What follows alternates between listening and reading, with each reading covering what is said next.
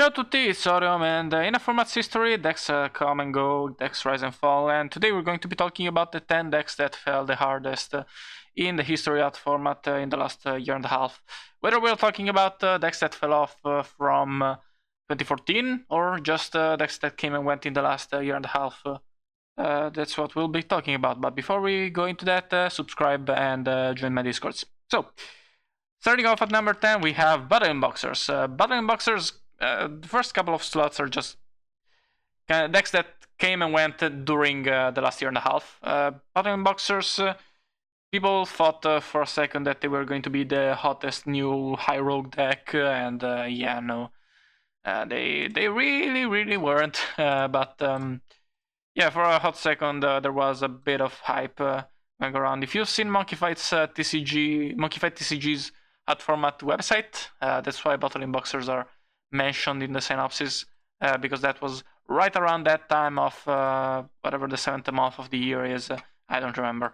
I'm not someone who studies dates. But number 9, we have Sidra Artifact. It's here because no one has stopped with it, but at the same time, no one has played with it. Yeah, pretty much just Poison came out with this cool hot deck, he topped with it, and then nobody ran it ever again in another tournament, pretty much. So yeah, it's got only one top under its name, but honestly, in my opinion, it's still a very strong high rogue deck. Just looking at it. Next at number 8, we have hate to put this deck in here, but it doesn't really have a lot of results. It's Kyuubi Karakuri. Christ. Yeah. It got 3 tops in the last year and a half, one at the beginning of the revitalization. I'm not really gonna count it. And then me and Bank1W got tops with it, and they were kind of different from the old builds. We played 2 Boredos instead of 2 Bures, but still. Karakuri Girgia, in my opinion, could be a top contender, almost. Not like tier 1, but almost there. Because like it's a combo deck, but it's also Girgia's if it wants to fall back. But yeah, it doesn't really have a lot of results and not a lot of Pyros either. So yeah, it's just like the earliest slots to fill the list. The real list starts now. We have here we go. A Cat with a K, because Cat with a C replaced it, and also Rat slash Artifact Lightsworn, Artifact Sharptrix Lightsworn. Because, well, like, Curry Bandit is just worst card Trooper, and worst card more importantly. Now, Curry Bandit has seen play in Cat with a C. Tiger Soldier likes to play with 2 copies of it instead of alongside the 3 cars. But like no one is running Curry Bandit Artifact Traptrix at this point in at format. So yeah, definitely fell off. Could 100% top, because it's still Artifact Traptrix. Just nobody's playing it because there are so many better builds of Artifact Traptrix. Next, we have another deck that came off and went in the last year. Nimble Mermail came and went in one event. Lived and Kizaru, who didn't really play the format, just came in, theory crafted a deck that took the format by storm, and then the deck was gone. Nobody played it ever since, pretty much. The reason why it's a lot higher, it's higher than the decks before it that just came and went during this format, is that this deck was amazing, was great during the event that it came in, and that was pretty much the last event it could have topped in, because after that everyone started maining the Max C, and this deck just cannot compete with the regular variant when everyone is running Max C, because like the regular variant doesn't die to Max C. It's like it's a strong card versus Mermails, but it's not an auto lose card like with here. So yeah, Nimble Mermail number 6. Number 5, we have little spoiler here. Should not have closed that. Hat. You've seen the statistics already before. Yeah. Hat still has like a point in the metagame. It's not a bad deck. Still tier 1.5 comfortably because like it has one of the best matchups versus Cat. It has also pretty much just as good a matchup versus Murmels as regular Cat. Yeah.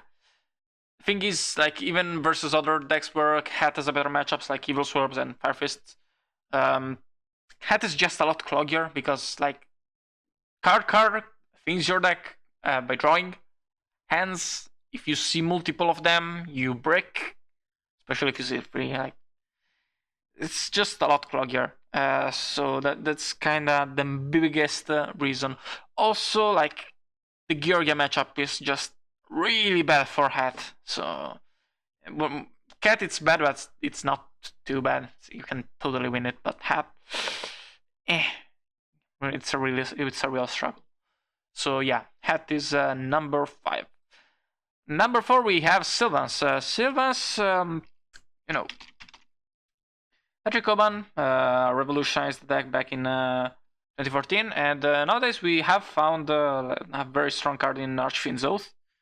But the deck only had 3 tops during the last 6 months, year and a half. And the lists, my god, this list is one of the worst topping lists in that format in the last year and a half. I'll just say it. Respect to Bangpalm W, I really liked his Karakuri Girgia list, but this deck is ass. SRB's list, it's like, it's worse than Patrick Coban's list. It's not bad, but it's still worse than Patrick Coban's list, so not very good. And then we have Spiral's list, which is just weird. Like, no Spore and no Blaster, that's fine, but like, what's up with all these traps? I'm not gonna say it's straight up bad because I gotta ask him what his thought process was behind the deck, how it went, blah blah blah, all that stuff. I want to know more about this list because it's just so weird. Pretty much.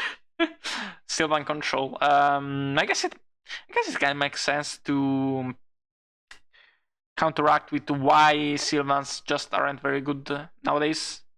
And that's Maxi, because Maxi is now in every main deck. So yeah, I guess this list is better versus Maxi. Yeah. So that's number 4. Number 3 we have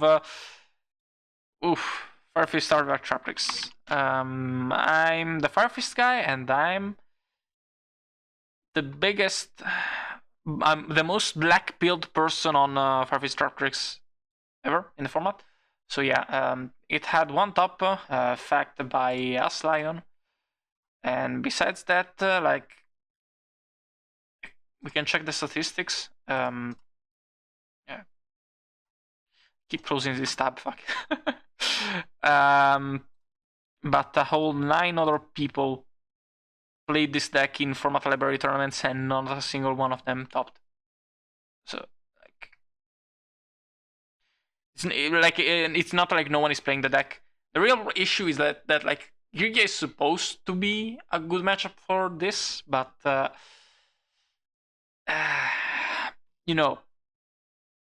if they don't have Breakthrough Skill, they don't have Finish Chain, they don't have Bottomless, they don't have Compulse, they don't have fucking Mystical Space Typhoon to stop the bear, chances are they had it, they just didn't use it because the card they set was Firehand, and now you are lost the game on that.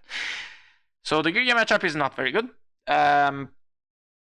Still better than Hat, but like, is that saying anything? Versus Mermail, like, it can be fine depending on the situation, because like, if you can aggro them out early on, it's good. Besides that, the Firefists are not that strong versus Mermals. You do have to keep in mind that Gorilla counters Beastling because it makes it miss timing. But as you can see, not many people are even running Gorilla. And in my opinion, kinda rightfully, at least until a while before Mermals took over. Yeah, that was definitely the plan in my opinion. But yeah, that's number 3. Number 2. Infernities. Yeah. Pretty much. Okay, so Tiger Soldier and then MMF topped a couple of times with the deck at the beginning of last year. And after that, well, they got 3 tops right when people started main decking Maxi. So like this. Oh, wrong tab. This was like before. Sorry. Let's go here. That was one I wanted to show, I think. Yeah, this was no. Oh, well, whatever. Whatever. Before Maxi wasn't really that popular. I had a top dub of Pen, but it was like 8th place in the main deck. But like right around you know September and October, it started becoming a main deck staple, and now it's even more so. But yeah, that was kind of the last the swan song for Infernities. Infernities is like still a good deck, but with everyone main decking Maxi, like not that strong. Like it could 100% top again. I'm not saying it's bad, but you know, from being like for most people like the 4th best deck to some even the best deck theoretically, to just being in the top 10. Yeah, maybe Hat is a bigger fault, but like Hat is in a better place than Infernity for now, and it has more tops. I think you can't really check from format library. You have to like count them all manually, which I'm not gonna do. But I think it's like at least 6. But it's like mostly pros styling during exit on eliminations and other small events. Those are the people playing Hat, but yeah.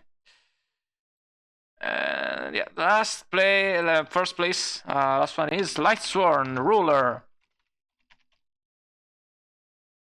No one topped with the deck in the last year and a half. And I don't think it's for lack of trying, because like let's see how many people. Yeah, it's pretty high up here. 2% usage, that's not too bad. Judging from these statistics, I would say that like at minimum 100 times say that like at least 11, 12 people have played it in just format library tournaments, and I don't know how many in other tournaments, and nobody has topped with the deck. Because like the history of Lightsworn Ruler in 2014, from what I heard, is like, I guess I didn't play in 2014. Maybe I'm not the most qualified person to talk about this, but hey, I'm the only hat format YouTuber, so hey ho, it's me. Anyways, like the deck was a budget deck because you had the Lightsworn structure deck, and that was kinda the bulk of the deck. So yeah, there was a lot of plays because of that, and then Patrick Oban popularized the deck because he wanted a weaker playing field to play with Sylvans and have an easier time with the deck. And so yeah, everyone kind of net decked Patrick Oban and started playing it because Patrick Oban was a trendsetter.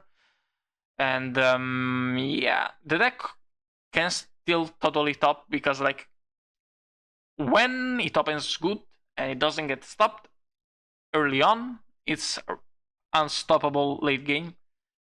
The problem is like it's at the early game it's so normal summon reliant, it's so luck reliant on your mills. It's a real struggle to win with it, and like it's not like Lightsworns are bad because like as a whole, but if you base your entire deck on Lightsworns, it's bad. But like Chaos Swarms has 2 tops because that deck doesn't rely on the Lightsworns. It has Armageddon, Night Engraver to get certified certain certain mills. Like you don't have to hope for blind mills with the deck, and even yours truly topped with Lightsworn Artifact Sharptrix. So like Lightsworns can be decent. The problem is like Lightsworn as a whole deck just really frail. So like Solar Recharge is an ads card if you can resolve it. Even in decks with small engines, it's still like you're not certain that you're gonna activate it. So even in those decks, they're still flawed because of that. So yeah, that was my list on the 10 decks that fell off the hardest. I will probably at some point, not in the near future, I think, make a video on the decks that rose the hardest. Probably not up top 10 because I cannot think of them off the top of my head. Maybe I will later, but yeah, that was me. Subscribe, leave a like, join the Discord, leave a comment, ring the bell, all that good shit, and goodbye.